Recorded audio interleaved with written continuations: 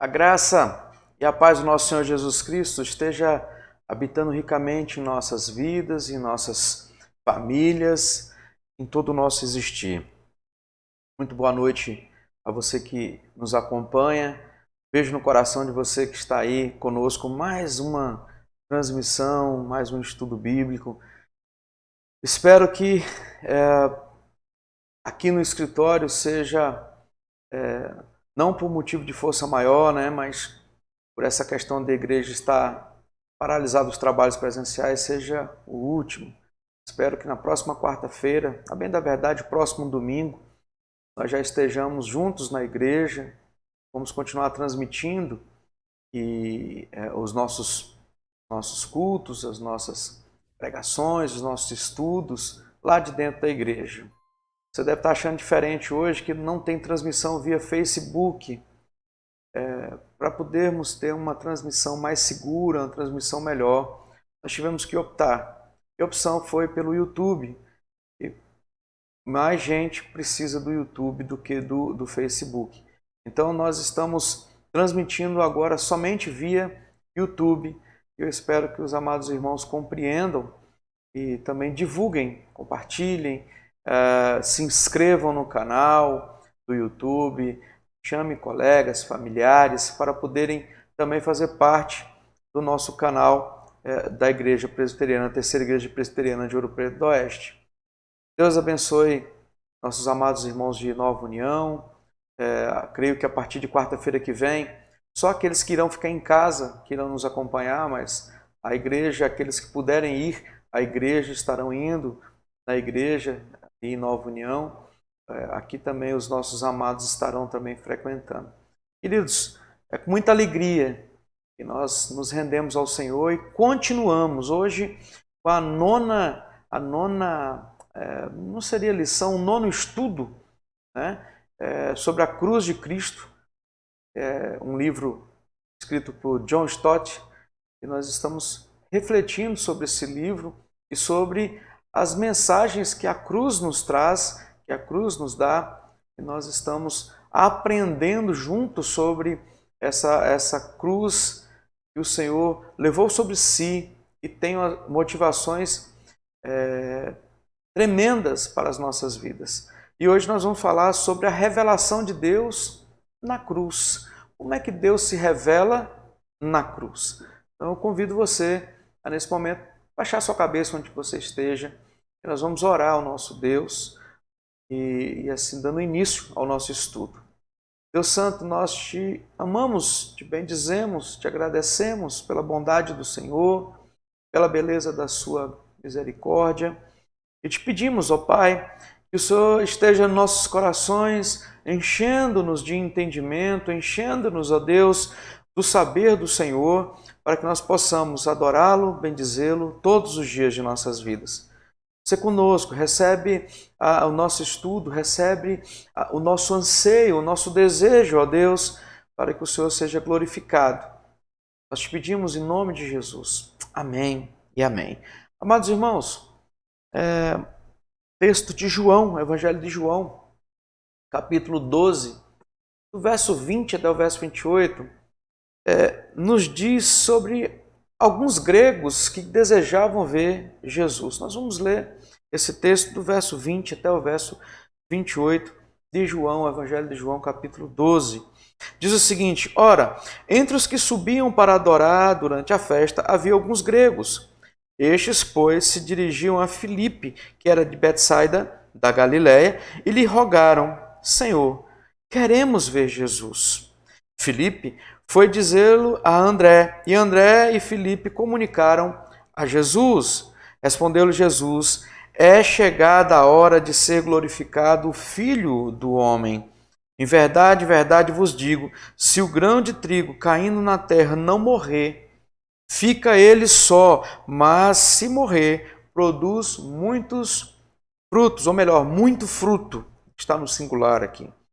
Quem ama a sua vida, perde-a, mas aquele que odeia a sua vida neste mundo, preservá-la-á para a vida eterna. Se alguém me serve, segue-me, perdão, se alguém me serve, siga-me, e onde eu estou, ali estará também o meu servo. E se alguém me servir, o Pai o honrará. Verso 27. Agora está angustiada a minha alma, o que direi eu? Pai, salva-me desta hora. Mas precisamente com este propósito vim para esta hora. Verso 28. Pai, glorifica o teu nome. Então veio uma voz do céu. Eu já o glorifiquei e ainda o glorificarei. Amados irmãos, é chegada a hora de Jesus. Jesus entende que quando aqueles que não eram seus, aqueles que não eram judeus, começam a entender o Evangelho, começam a entender as boas novas, começam a desejar estar com Jesus, ele entende que era chegada a hora dele. Ele estava prenunciando a cruz. Daqui a pouquinho, nós vamos estudar sobre essa revelação de Deus na cruz. Então, nós vamos louvar o Senhor com o hino 335 dos nossos inários, e aí, já já a gente volta com o texto de fato, para podermos buscar entender quais são as principais manifestações ou revelações de Deus na cruz. Já já a gente volta, espere aí. Enquanto isso, vai compartilhando, curtindo o vídeo, chamando seu colega, seu irmão, seu filho que está em sua casa, que ainda não está na presença, não está junto com você aí, né, para podermos estudar juntos e aprendermos juntos. Deixa seu boa noite, Deus te abençoe. Daqui a pouco a gente volta, tá?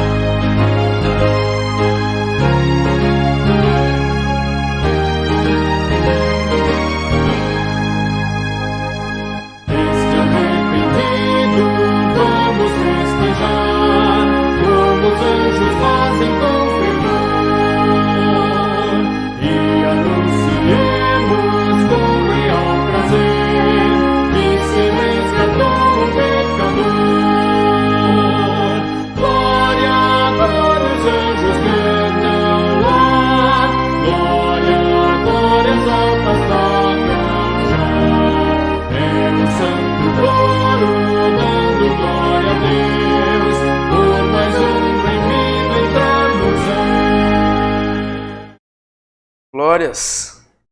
É glorificando a Deus que nós exaltamos o seu nome, honramos o seu nome e que nós possamos louvar o Senhor todos os dias de nossas vidas. E aí talvez vocês devem estar pensando assim, De novo, o pastor sempre fala essa mesma coisa. E deixa eu contar um negócio para você. Nós falamos a mesma coisa e sempre falaremos a mesma coisa se essa mesma coisa for glorificar o nome de Deus, exaltar o nome de Deus.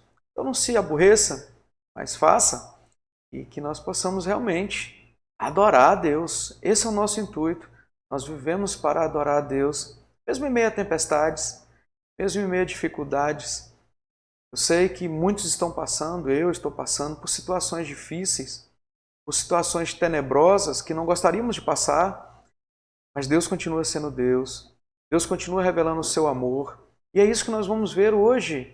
A ocasião que nós temos hoje de estudar sobre a cruz de Cristo, de entender a importância e a supremacia da cruz de Cristo, a suficiência da cruz de Cristo, o sacrifício vicário de Cristo naquela cruz, nos dando essa religação, nos dando a ligação ao nosso Deus. É o que nos faz sorrir, é o que nos faz esperar no Senhor, é o que nos faz olhar para Deus com olhar de misericórdia, para que Deus olhe para nós com olhar de misericórdia e nós olhemos para Deus com olhar de dependência. E é sobre essa revelação de Deus na cruz do Calvário que nós vamos pensar nessa ocasião. Mas antes disso, eu ainda quero ler com vocês o texto que está no Evangelho de João, capítulo 1, verso 14, que diz assim: "E o Verbo se fez carne e habitou entre nós, cheio de graça, de verdade, e vimos a sua glória, a glória como do unigênito do Pai." Observe que de novo a palavra glória aparece. Observe que diz que ele habita entre nós com verdade. Observe que ele diz que nós vimos a glória como a glória do unigênito, do Filho único, do Filho primeiro de Deus, do próprio Deus, de Cristo Jesus. Então, sabendo que o Verbo se fez carne e habitou entre nós, qual é a revelação da cruz para mim e para você? Amados irmãos, para que fique bem claro, a cruz tem voz. Como assim, pastor? Observe, a cruz, ela tem voz. Como assim? Que voz é essa? É através da cruz que Deus está falando ao mundo. É através da cruz que Deus proclama o teu amor. É através da cruz que Deus revela alguma circunstância que nós vamos ver hoje. Pois Deus, que é Espírito, tem na palavra o seu principal instrumento de autorrevelação para mim e para você. O que Deus está revelando de si mesmo ali na cruz? O que Deus está falando para nós naquela cruz? Amados irmãos, dentro de tantas coisas que Deus tem falado para nós, cremos que as principais são glória, justiça e amor. Glória, justiça e amor. Deus se revela a nós através da cruz de Jesus Cristo. Em primeiro lugar, tendo em vista que o Senhor se manifesta na sua glória. Então a cruz revela a glória de Deus. Você tem mania de anotar? Anote aí. A cruz revela a glória de Deus. E nesse primeiro termo já vemos aqui uma mudança drástica de significado de palavra. O termo glória é um exemplo claro de mudança de sentido de uma palavra que era usada no grego koiné, no grego simples, no grego falado naquela época, e que sofre, que tem uma influência bíblica no seu significado. Eu vou te explicar. O significado básico da palavra glória, que lá no grego significa doxa, o significado básico é opinião, conjectura. O sentido dessa palavra tem uma vasta variação, desde opinião acerca de uma pessoa ou acerca de uma coisa que estou disposto a defender, uma opinião acerca de uma pessoa que eu estou disposto a defender. Essa é a ideia quando se usava a palavra doxa, a palavra glória, né? Lá no grego koiné. Até mesmo tinha outro significado, que era o valor de uma pessoa ou melhor, o valor que as pessoas atribuíam a mim, né? Ou seja, reputação, louvor, que significa elogio. Só que o termo doxa, o termo glória, aparece 165 vezes no Novo Testamento. E é traduzido por honra, por fama, reputação, esplendor, fulgor e também glória. Então, doxa aqui é traduzido não como opinião, reputação, conjectura, mas é traduzido como honra, fama, esplendor, até mesmo por reputação, fulgor e principalmente por glória. Então, meus amados irmãos, tem vários textos que nos levam a observar essa tradução, mas por que esse sentido mudou? Porque no Antigo Testamento, a glória de Deus, ela se revelava na natureza. Observe, Salmo 19, versículo 1 diz que os céus proclamam a glória de Deus. A glória de Deus se revelava na natureza e também na história da nação redimida, na história de Israel. Nós vemos vários exemplos, Salmo 97, Isaías 35, Isaías 40 e assim sucessivamente. Quando parte para o Novo Testamento, a palavra glória está totalmente associada a Jesus Cristo. O versículo que nós lemos aqui de João 1,14, João 14, confirma isso, que ele esse próprio Jesus, o próprio Jesus, melhor dizendo, referiu-se à sua morte como ato de glorificação a si e a Deus. O autor aos Hebreus ensina-nos que o Filho é o resplendor da glória do Pai. Está lá em Hebreus 1:13. O Filho é o resplendor da glória. A expressão indica que ninguém expressa melhor o brilho de Deus que o próprio Deus unigênito, o próprio Cristo.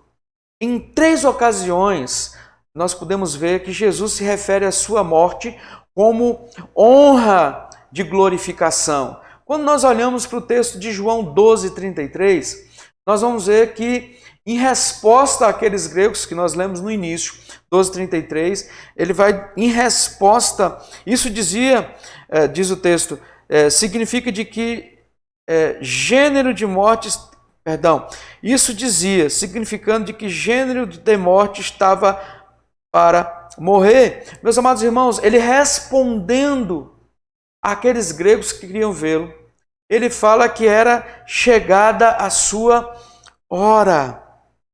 Olha no verso 23. Respondeu-lhe Jesus: é chegada a hora de ser glorificado o Filho do Homem. A resposta para os gregos, levada ali pelos discípulos, é que era chegada a hora da glorificação do Filho.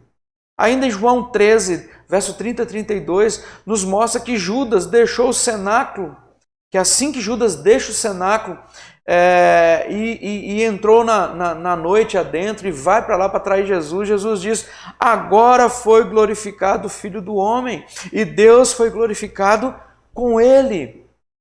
O Senhor Jesus se refere à sua glorificação, se refere à sua morte como honra e como glorificação. Então, a cruz revela a glorificação de Deus. E o terceiro texto, eu disse que era 3, é na oração sacerdotal. Está lá em João 17, capítulo 1, versículo 1, onde Jesus diz: Pai, é chegada a hora. A glorificação, Pai, é chegada a hora, glorifica o teu Filho para que o Filho te glorifique a ti.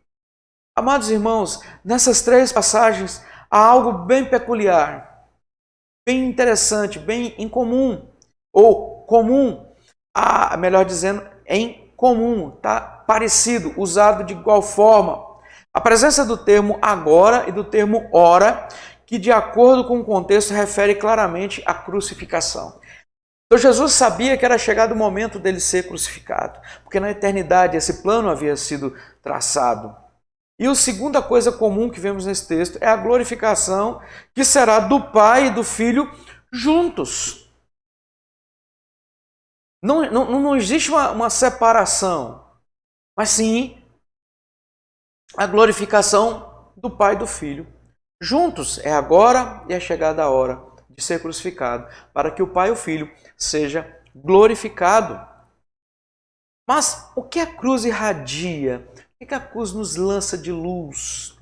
Olhando para os textos de Romanos 3 e Romanos 5, 3, 25, 26, Romanos 5, 8, é o que nós vamos tentar aplicar daqui para frente, nós podemos concluir que Deus em Cristo nos deu uma demonstração clara e uma demonstração pública da sua justiça e do seu amor.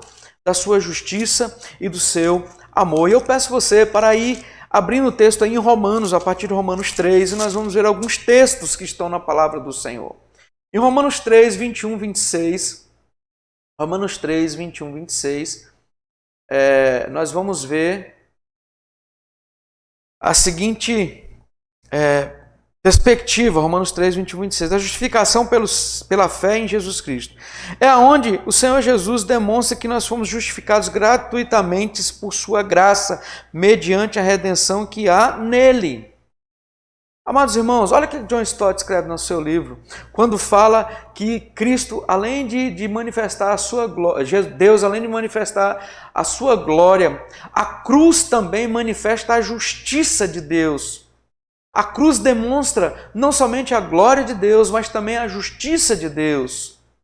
A cruz demonstra com igual viveza tanto a justiça de Deus em julgar o pecado, como a sua misericórdia em justificar o pecador. Diz John Stott quando ele fala dessa parte em seu livro. Mas onde está a justiça de Deus nesse mundo injusto? Quem nunca perguntou ou quem nunca ouviu essa pergunta, e talvez você esteja falando, como assim a cruz revela a justiça de Deus nesse mundo tão injusto, mundo onde pessoas legais morrem, onde pessoas legais ficam doentes, onde crentes padecem e onde ímpios, onde pessoas sujas não acontece nada? Muitos podem estar pensando assim. Essa famosa pergunta, meus irmãos, tem atravessado séculos. Isso não é minha e sua, não. Essa pergunta, por que os ímpios prosperam e os inocentes sofrem, nós vemos ela feita pelo salmista Asaf no Salmo 73. Os justos perecem em guardar e fazem isso em vão, diz lá o salmista. O que adianta ser íntegro? Essa é a tônica do Salmo 73. Homens e mulheres têm procurado encontrar sinais da presença de justiça de Deus em situações de desgraça, em situações de calamidade. Quando morre um parente, quando morre um amado nosso, nós gritamos por quê? Mas não devemos fazer isso, porque a cruz revela a justiça de Deus. E a justiça de Deus é boa, é plena, é maravilhosa. Muitos têm buscado respostas. Onde está a justiça de Deus nesse mundo de injustiça, diante de calamidades, diante de desgraças? A Bíblia responde essas questões e de dois modos complementares. Primeiro, ela diz que nós devemos entender essa pergunta: onde está a justiça de Deus nesse mundo injusto, olhando para o juízo final. É para o último dia, é para a nossa morada eterna. E você talvez tenha, mas eu não tenho que me preocupar. Como não? É olhando para a nossa morada eterna, é olhando para o juízo final, onde todas as coisas serão julgadas à luz da justiça de Deus. Isso significa que pecados acumulados serão finalmente tratados. Amados, prestem atenção. Prestem atenção. Todos os possíveis desequilíbrios da justiça aos nossos olhos, serão totalmente corrigidos no juízo final. É para lá que nós devemos olhar. Antes disso, queridos, nós precisamos deixar Deus ser Deus. Simples e veramente, deixe Deus ser Deus. E não procure encontrar justiça em um mundo que está caído, que jaz no maligno. Não é aqui. Mas é lá na morada celestial, é no juízo final que nós devemos fitar os olhos. Como a Bíblia nos responde isso? Olhando para o juízo final. Como a Bíblia nos responde isso? Olhando para o juízo decisivo realizado na cruz. É com os nossos olhos na cruz que nós observamos a justiça de Deus nesse mundo tão injusto. O apóstolo Paulo diz aos atenienses que Deus estabeleceu um dia em que há de julgar o mundo com justiça por meio de um varão que destinou e acreditou diante de todos, ressuscitando-o dentre os mortos. Está escrito em Atos 17, verso 31. Paulo chega para os homens céticos de Atenas, aqueles homens filósofos inteligentíssimos, e fala: ei, Deus estabeleceu um dia que há de julgar o mundo por meio de Jesus Cristo. É para lá que nós devemos olhar. É para o ato decisivo da cruz que nós devemos olhar. É para o juízo final que nós devemos olhar. Mas talvez você pode estar continuando a perguntar: mas de que maneira a cruz revela a justiça de Deus, pastor? Eu não estou entendendo como esse mundo tão injusto. Tudo bem, eu preciso fitar os meus olhos lá no juízo final, eu preciso olhar para o ato da cruz, mas como, de que maneira a cruz revela a justiça de Deus? Paulo, um grande doutrinador das igrejas do Senhor, nos responde, e ele nos dá isso em 2 textos. Romanos 3, 21 e 23, vai dizer assim: mas agora, sem lei, se manifestou a justiça de Deus, testemunhada pela lei e pelos profetas, justiça de Deus mediante a fé em Cristo Jesus, para todos os que creem, porque não há distinção, pois todos pecaram e carecem da glória de Deus. A ideia central, ela pode ser dividida em 2 desse texto de Romanos, que a justiça é de Deus. A ênfase recai sobre a posse, é de Deus. Ou seja, como a justiça é dele e nós não temos a nossa própria por falta de méritos e pela natureza pecaminosa, o que nós precisamos fazer? Precisamos lançar a mão do caminho que Deus escolheu para revelar a sua justiça. E é ela sem lei, porque a função da lei é condenar e não justificar. A lei, ela serve como tutor, como ensinador para a graça revelada e revelada na cruz, que revela a glória e a justiça. Outro fator preponderante que nós vemos aqui no texto de Romanos 3, 21 e 23, que além da justiça ser de posse de Deus, a justiça de Deus é uma posição justa que ele concede àqueles que creem em Cristo. Amados, não vai achando que Deus vai... no final Deus é bonzinho, vai passar... Não, queridos, cuidado com isso. Isso é universalismo. Igreja do Senhor Jesus, aqueles que não estão em Cristo não entenderão isso. A justiça é de Deus e essa posição justa de Deus, ele concede àqueles que creem em Cristo. É crendo em Cristo que somos imputados justos. Então a justiça de Deus é de modo justo de Deus justificar os injustos. Nós não temos justiça própria, nós carecemos da justiça de Deus. O outro texto, além de Romanos 3, é 1 Coríntios 1, versículo 30. Eu vou ler para vocês, que diz assim: mas vós sois dele, em Cristo Jesus, o qual se tornou da parte de Deus sabedoria e justiça e santificação e redenção. Amados, Paulo afirma que Jesus se tornou da parte de Deus justiça. Que fantástico! Como são complementares. Então, como é que nós entendemos? Como é que se revela? Primeiro, que é a justiça de Deus. Segundo, Deus se revela na posição justa para aqueles que creem em Cristo Jesus. Isso porque a justiça de Deus se tornou Cristo. Cristo se tornou parte de Deus em justiça, em sabedoria, em santificação, em redenção. Amados irmãos, você está falando... Não, queridos, não é tão complicado de entender assim. Em Romanos 3, 25, observa o que o texto nos diz. A quem Deus propôs no seu sangue, a quem Deus propôs no seu sangue, manifestar a sua justiça. Eis um texto bíblico que mostra claramente que a justiça é manifestada na cruz. Propôs no seu sangue. Não foi em água, não foi em joelho no chão, em sangue. O preço foi o sangue. Portanto, os olhos da humanidade devem se voltar para o Calvário quando estiverem perguntando pela justiça de Deus. Quando você se perguntar, for assaltado pelos seus desejos pecaminosos em dizer, aonde está Deus? Por que Deus agiu dessa forma? Deus está sendo injusto em me deixar passar por essa enfermidade, me deixar passar por essa tempestade. Olhe para a cruz, olhe para o Calvário. É para lá que nós devemos olhar e saber que a justiça de Deus se manifesta, se propõe no sangue de Cristo. Ah, amados. E pode surgir outras perguntas, tipo, por qual motivo Deus precisou demonstrar sua justiça na cruz de Cristo? Por que na cruz? Não haveria outro caminho? Por que ele não faz diferente? Em Romanos 3, 25, 26, nós temos a resposta.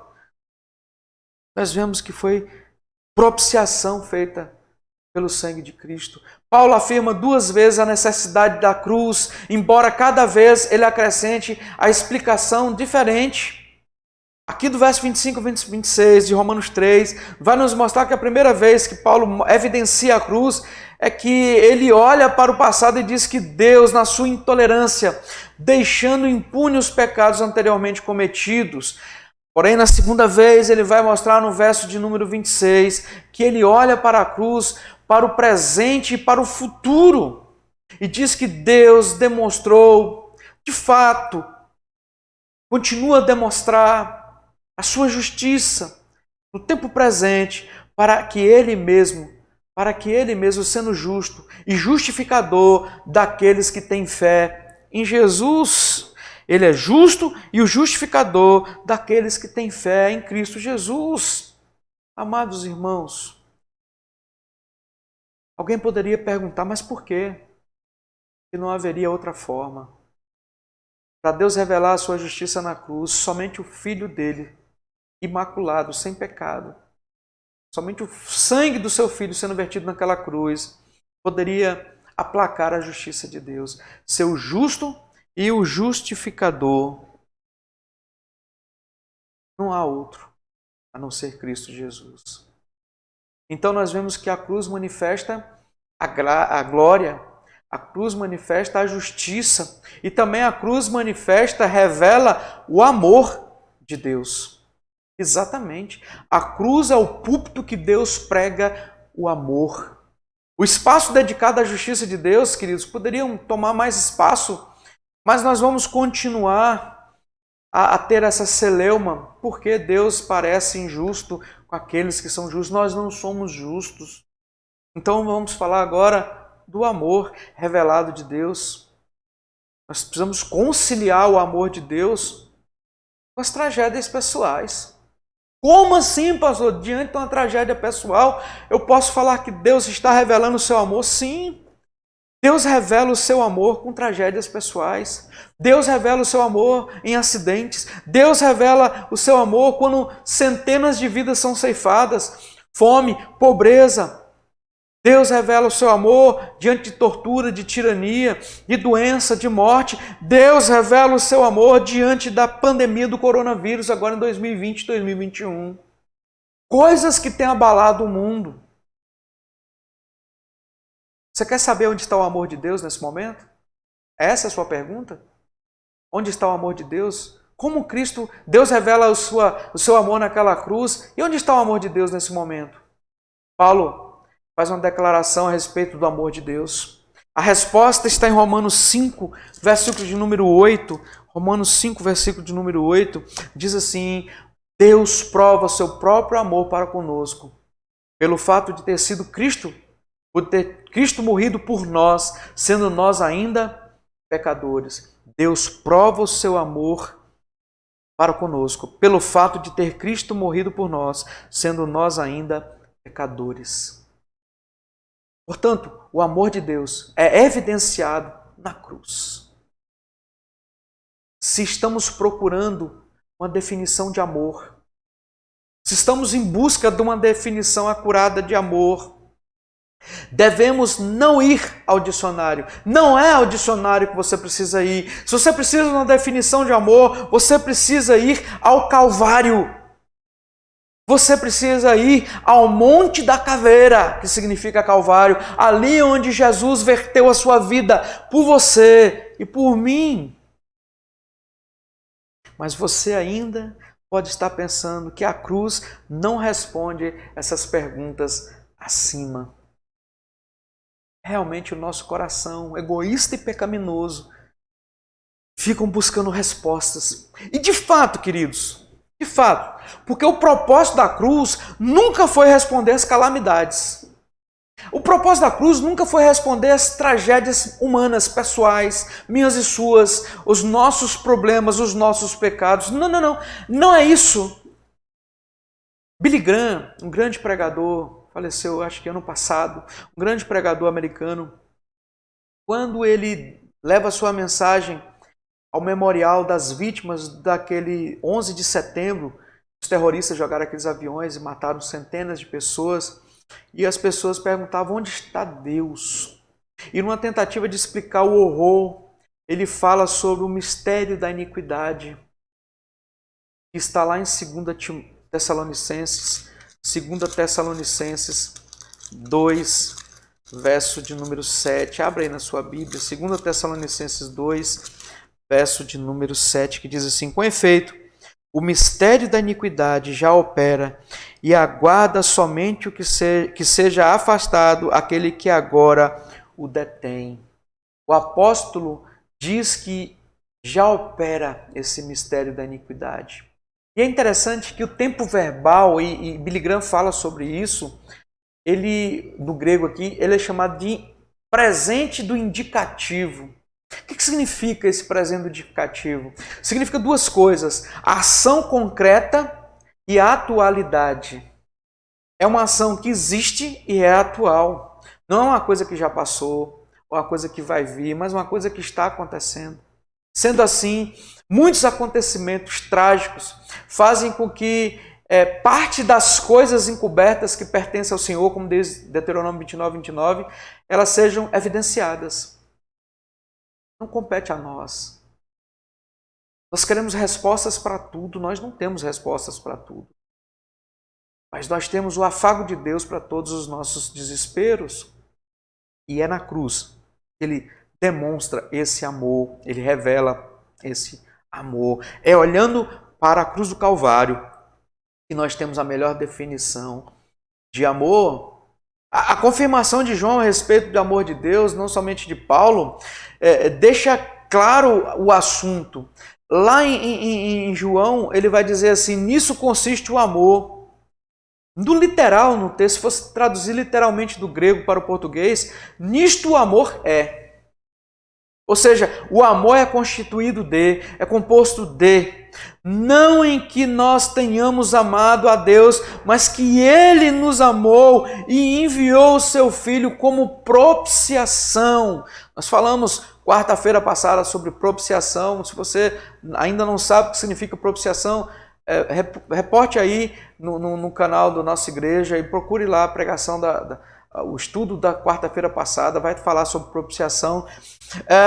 Ele foi a propiciação pelos nossos pecados. João 1, 1 João 4, versículo 10, nisso consiste o amor, nisto o amor nisto o amor é construído nisto o amor é composto não de que nós tenhamos amado a Deus, mas que Ele nos amou primeiro e enviou o Seu Filho como propiciação, como pagamento, como troca pelos nossos pecados. Meus amados irmãos, John Stott, quando ele encerra esse tópico, ele fala o seguinte: o valor de um dom de amor, é medido tanto pelo que custa a quem dá, como pelo grau de merecimento de quem recebe.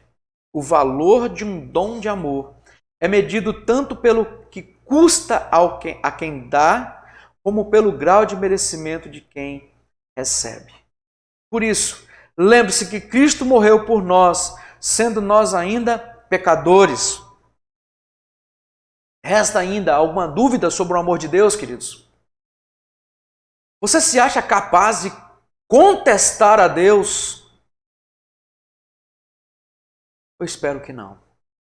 Em quarto lugar, vamos recapitular. Deus revela a sua glória, Deus revela a sua justiça, Deus revela o seu amor e Deus revela a sua sabedoria e poder. É naquela cruz que Deus revela sabedoria e poder. E não é um poder simples, é o poder dele, o poder de Deus. Essa última consideração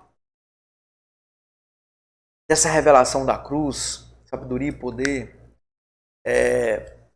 mais assim de maneira que a cruz revela outras coisas, mas nós preferimos condensar e as outras coisas vamos evidenciar em outros estudos.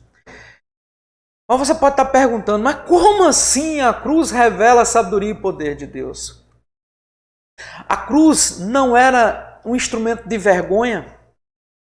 Pastor, a cruz não é, às vezes você tem uma ligação judaica, a cruz não era humilhação, condenação para malfeitores, para pessoas perigosíssimas?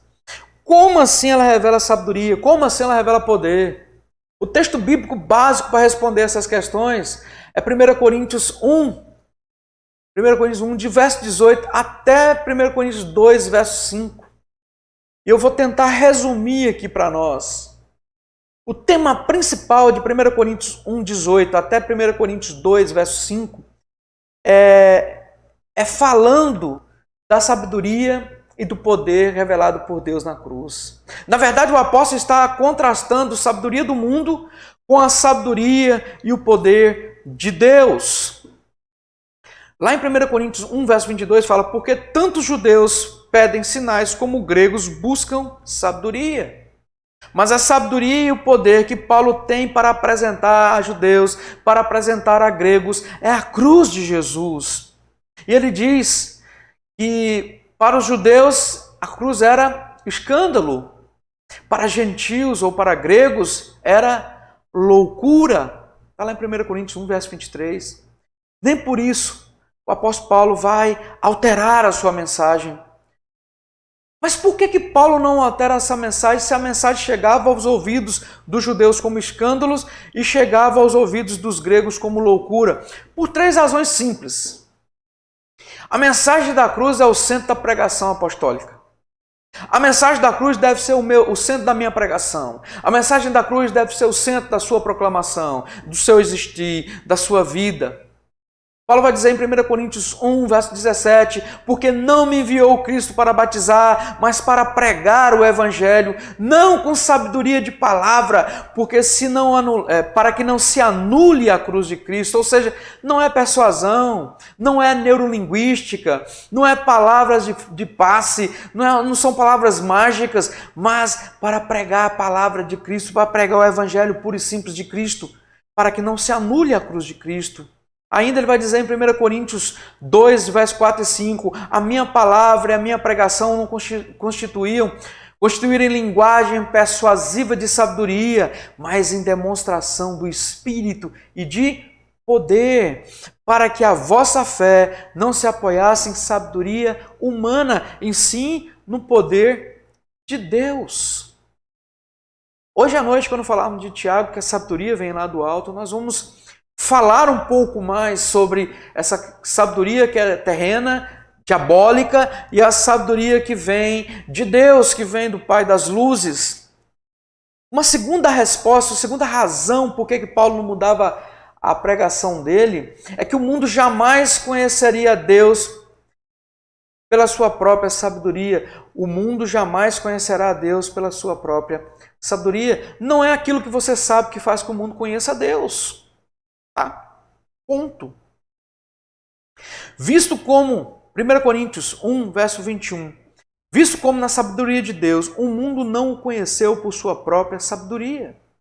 O profeta Isaías, lá em Isaías 29, 14, é citado por Paulo em 1 Coríntios 1, verso 19, afirmando que Deus já havia declarado a sua intenção de destruir a sabedoria do sábio e de frustrar a inteligência dos entendidos. Esse é o desejo de Deus. Sabe aquelas pessoas que se tornam sábios ao seu próprio entendimento? Não é isso que nós falamos no domingo passado? Vocês que desejam ser mestres, cuidado! Cuidado! Quem quiser conhecer a Deus deve optar em andar pelo caminho que Ele mesmo escolheu, não aquele caminho que você acha que é certo. O próprio crucificado, o próprio Cristo crucificado afirmou: ninguém vem ao Pai senão por mim. Ele é o caminho, Ele é a verdade, Ele é a vida. Está lá em João 14, queridos. Está lá em João 14. E a terceira razão que Paulo não mudava a sua pregação, e nós também não devemos mudar, porque Deus é sabedoria e poder, é que a razão da crucificação de Cristo revela a sabedoria e poder de Deus. Por que Paulo pregava sobre a sabedoria e poder de Deus, sobre a cruz de Cristo, sobre a morte sangrenta de Cristo, e os judeus achavam que era escândalo e os gentios achavam que era loucura? Oh, meus amados irmãos, porque a cruz é o centro da pregação, porque ninguém pode conhecer a Deus através da sua própria sabedoria, e porque é a cruz que revela a sabedoria e o poder de Deus. Já conhecemos todos os benefícios que vêm da cruz aos pecadores como eu e você. A obra única, completa e perfeita do Filho de Deus demonstra uma eficácia, demonstra uma eficiência dessa crucificação. Meus amados, se houvesse alguma forma nesta obra, aí sim poderia-se dizer que faltou sabedoria, que faltou poder. Se houvesse alguma falha, nós poderíamos dizer que faltou sabedoria. Mas como isso não acontece, como isso não aconteceu, como isso não vai acontecer, a morte foi tragada pela vitória. Tal fato não aconteceu simplesmente, mas foi por causa da sabedoria e poder de Deus. Os valores divinos e os valores humanos discordam completamente um do outro. E a cruz, que por meio de salvação parece e age da impotência e da estultícia, na realidade é a maior manifestação da sabedoria e do poder de Deus. Vamos tentar resumir. Deus não queria ler na cartilha do mundo ou demonstrar sabedoria e poder. Deus não queria demonstrar sua sabedoria e poder simplesmente mostrando nos sábios. Mas por que ele fez isso? Porque a loucura de Deus é mais sábia do que os homens. E a fraqueza de Deus é mais forte do que os homens. 1 Coríntios 1:25 diz que a loucura de Deus é mais sábia que os homens. E a fraqueza de Deus é mais forte do que os homens.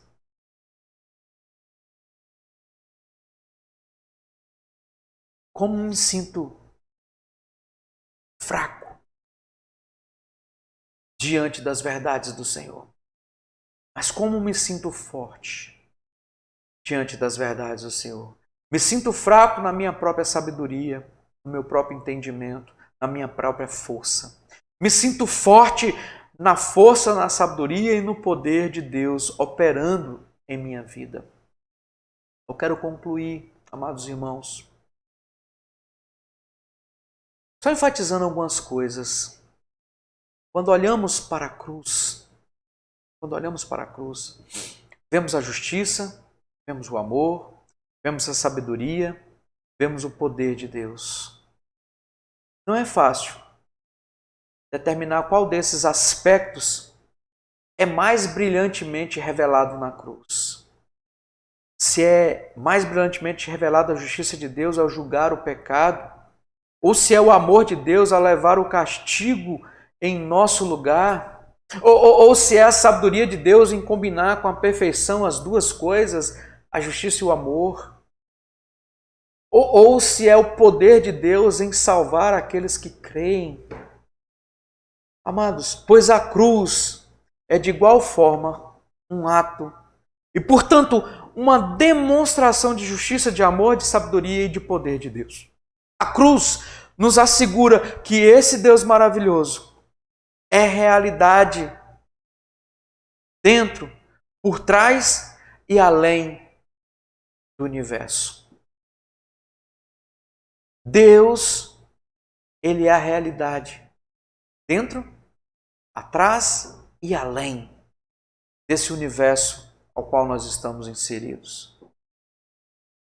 Deus revela a nós através da cruz. Que nós possamos, em nome de Jesus, ser abençoados. Deus complete essa palavra em nossos corações. E esse estudo de hoje seja um estudo que venha impulsionar-nos, sempre olharmos para a cruz, vendo esses adjetivos, vendo essa combinação de justiça, de amor, de sabedoria, de poder, de glória de Deus. Esse é o desejo do meu coração. Vamos orar mais uma vez? Pai Santo, em nome de Jesus, nós te pedimos que acrescente em nosso coração, nosso entendimento, tudo aquilo que o Senhor tem para que nós aprendamos da sua palavra. Que nós vejamos a revelação do Senhor na cruz do seu Filho Jesus. E que nós amemos a mensagem que o Senhor nos dá na cruz do Calvário. Em nome de Jesus, ó Pai, nós te pedimos que abençoe-nos. Em nome de Jesus, ó Deus, nós te pedimos também pelos enfermos. Quantos enfermos estão nesse momento padecendo? O Senhor conhece as necessidades de todos eles. O Senhor conhece cada família que está angustiada nesse momento. Te pedimos, ó Deus, pelas famílias enlutadas, que o Senhor, através do teu Santo Espírito, coloque paz no coração destes. As famílias que estão angustiadas, que o Senhor dê paz, uma paz que só o Senhor pode dar. Seu Deus, com os profissionais de saúde, profissionais de segurança. Seu Deus, com os pastores, com os presbíteros, diáconos, seminaristas, evangelistas, missionários. Seja com a nossa igreja, com os nossos seminários, ó Deus. Seu Pai, com retorno nosso aos cultos presenciais. Ó Pai, que a sua mão poderosa faça valer essa vacina que o Senhor permitiu que os homens a criassem. E que nós sejamos imunizados contra, ó Pai, essa enfermidade física. Mas que nós sejamos imunizados também, ó Deus, em nossos corações, cauterizados em nossos corações, a crermos que só o Senhor é Deus, que o Senhor se revela a nós através da cruz do seu Filho Jesus. E é através dessa salvação na cruz que nós temos liberdade de orar ao Senhor. Em nome de Jesus, ó Pai, nós colocamos todas as nossas petições, os nossos desejos, os nossos anseios, hoje e por todos sempre. Amém, amém e amém. Amados irmãos, graças a Deus, mais um estudo da Palavra do Senhor, 9º estudo na Palavra do Senhor. Nós somos felizes por estarmos na presença de Deus. Um beijo no seu coração, você que participou, você que está aí no nosso canal do YouTube. Compartilhe o vídeo, inscreva-se no canal, ative o sininho, porque toda vez que cair um vídeo lá, vai chegar um e-mail para você, um aviso no seu celular, e você assim não fica por fora de nada que acontece na Igreja do Senhor. Em nome de Jesus, eu quero desejar um bom fim de noite para vocês. Domingo, permitindo Deus, às 9 horas da manhã, estaremos com a nossa Escola Bíblica Dominical, transmitida também, mas você que pode vir à igreja, não se faça de rogado. Venha à igreja e cultue ao Senhor. À noite, no domingo, dia 2, estaremos também celebrando a Santa Ceia do Senhor. Então não falte. Que Deus nos abençoe, Deus nos guarde e até lá, se assim o Senhor nos permitir.